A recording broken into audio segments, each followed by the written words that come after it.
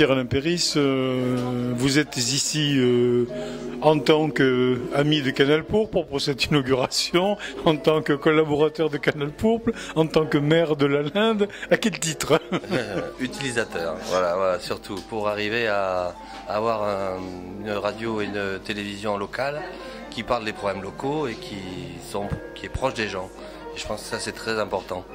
Est-ce que vous pensez que ce type de média, bon, qui émet ici depuis Bergerac, mais qui peut très bien émettre d'ailleurs, peut contribuer d'une certaine manière à renforcer la cohésion, je dirais, associative dans une commune?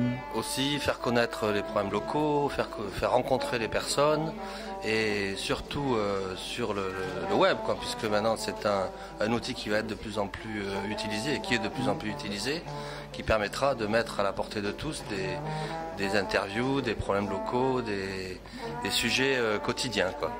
Est-ce que donc il est possible que prochainement on ait quelque chose de proposé par la Linde sur Canal Pourpre?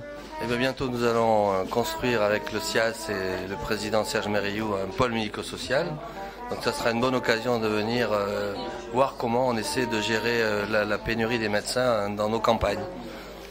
Très bien, vaste problème qui coïncide d'ailleurs avec une émission directe que Canal Pourpre prépare pour le mois prochain.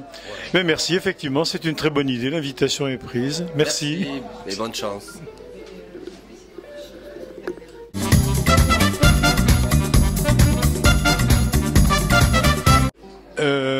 Monsieur Brett, Alain Brett, vous êtes donc maire adjoint de Bergerac. Vous êtes ici à cette inauguration des locaux de Canal Pourpre que la municipalité a mis à la disposition de l'association. Est-ce que, pour vous, ce nouveau média, ce type de technologie de télévision par le web, présente un véritable intérêt sur la communication ou la cohésion associative dans une ville comme Bergerac? Oui, je suis tenté de répondre oui parce que ça permet de créer du lien social avec effectivement le milieu associatif, mais pas que le milieu associatif, ça peut être aussi le milieu économique, structure économique. Et c'est une chance d'avoir un tel outil pour permettre et valoriser un certain nombre d'expériences, de démarches. Je trouve ça très intéressant. Et je dirais même mieux, heureusement que ça existe. Très bien. Est-ce que vous avez, par exemple, est-ce que vous pouvez imaginer des plans éventuellement, enfin des développements de la ville même qui auraient besoin ou qui pourraient éventuellement s'appuyer sur ce support-là? Mais je crois que déjà vous venez en support des conseils municipaux. Je crois qu'on pourrait organiser, oui, lorsqu'il y a des événements particuliers, sur le plan culturel ou sur le plan social, voire économique, effectivement, de vous inviter pour nous accompagner dans la transmission de ces événements. C'est tout à fait, ça me semble tout à fait logique et le tout c'est de pouvoir chaque fois vous y associer. Je ne vois pas d'obstacle à ça, au contraire. Parce que bon, l'un des aspects qui se présente par rapport à ce média-là, c'est que nous savons très bien qu'aujourd'hui, le public jeune, d'une manière générale, regarde assez peu la télévision et les ados ou les jeunes adultes, comme on dit, ont plutôt tendance à se tourner vers le net. Complètement. Moi, je vois nos gamins, effectivement, ils passent leur vie un peu sur le web et effectivement, ils regardent plus d'émissions de télé classiques. Donc, je crois que c'est effectivement un média qui est à leur portée, moderne, qu'il faut utiliser. Et nous, mairie, on a besoin, collectivité locale, on a besoin d'aller dans ce sens-là pour changer complètement nos habitudes. Je crois qu'il faut, c'est bien de communiquer sur des médias traditionnels, mais c'est bien aussi d'envisager aussi autre chose. Donc je suis complètement partisan de ce type de médias. En plus, mon travail qui est sur la formation nous amène complètement à utiliser ce type de médias. Merci beaucoup.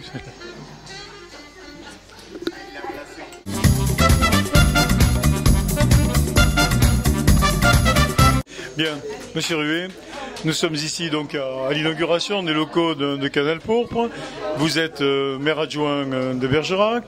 Vous avez été presque au tout début de ce projet, à l'époque où l'association recherchait un local. Est-ce que vous avez l'impression que les choses ont un petit peu évolué depuis ce jour un peu préhistorique où vous avez proposé ce type de local à Canal Pourpre? Alors, j'avais presque honte de proposer le local qu'on a proposé. Donc quand je suis arrivé ici tout à l'heure, je me suis retourné, je me suis dit mais je suis bien au même endroit. Parce qu'effectivement, on monte l'escalier, déjà on a un choc par rapport à l'état dans lequel on l'avait laissé. Et donc Canal Pourpre a peut-être permis à la ville de faire une plus-value immobilière considérable grâce aux travaux que vous avez engagés sur ce local. Est-ce que ça veut dire qu'il y a un risque d'expulsion pour Canal Pourpre? Non, bien sûr que non. Non, c'est un bail pas précaire du tout. C'est un partenariat de long terme. Et la contribution de la ville, c'était de mettre ce local à disposition. Il était vide, ça pouvait rendre service. Et en plus, il y avait un vrai projet de communication derrière. Donc c'est vraiment un atout formidable pour la ville, quoi. Alors justement, on évoquait la question. On sait bien que beaucoup de jeunes sont beaucoup plus intéressés par ce type de médias que par la télévision la plus traditionnelle. Est-ce que vous pensez que sur le plan de l'animation de la vie associative de la ville, est-ce que ça peut être un outil important ou ouvrir d'autres perspectives? Le local en question, Canal Pourpre, Internet pour une génération comme la mienne où on est quasiment né avec une souris entre les mains, c'est clair que c'est une autre approche des médias, c'est une autre approche de la communication avec un vrai sens de l'échange. Parce qu'effectivement, on pourrait considérer que chacun est derrière son ordinateur, personne ne communique, mais on voit que à côté de tous les réseaux sociaux comme Facebook, Twitter, etc., on voit qu'il y a des vrais échanges qui se font et que même avec les apéros Facebook, etc., il y a de la volonté de se retrouver dans le réel, etc. Donc que Canal Pourpre soit sur Internet, soit une télévision sur Internet, c'est pour le tissu associatif bergeracois qui est extrêmement riche, l'occasion d'avoir une tribune, un œil ouvert sur la cité, et qui permet aussi de rayonner à l'international, parce qu'on a quand même beaucoup de Bergeracois qui quittent Bergerac, notamment des jeunes qui, une fois le lycée terminé, s'en vont sur Bordeaux, faire leurs études, etc. Et donc c'est vachement important d'avoir une télé locale sur Internet qui permet d'être cette petite fenêtre sur le monde. Alors d'autre part, le lieu où nous sommes, c'est-à-dire à l'école de l'Alba, donc dans les bâtiments qui sont là, pour l'instant, donc Canal Pourpre y est installé, mais il y a également les plongeurs qui sont installés, il y a Arcalia qui doit s'y installer. Est-ce que vous avez l'intention de transformer, je dirais, ce lieu, ces anciennes résidences d'instituteurs, en une sorte de pôle culturel ou de centre de ce type? Alors, il faut dire que le pragmatisme a conduit à cette situation. On manque beaucoup de locaux pour les associations. Il nous restait ces locaux d'anciens logements de fonction des instituteurs. Et donc on a vu un certain nombre de demandes. Et ce qu'on a essayé de faire, c'est de regrouper des activités par rapport à un centre d'intérêt plus ou moins commun. C'est vrai qu'Arcalia tourne autour de la culture. Canal Pourpre, c'est les médias, les nouvelles communications. Les plongeurs, c'est les activités sportives. Mais on essaye aussi d'avoir une ouverture sur l'archéologie, des choses comme ça. Donc des associations qui ont plutôt un caractère culturel, qui sont dans une situation de détresse par rapport aux questions de logement.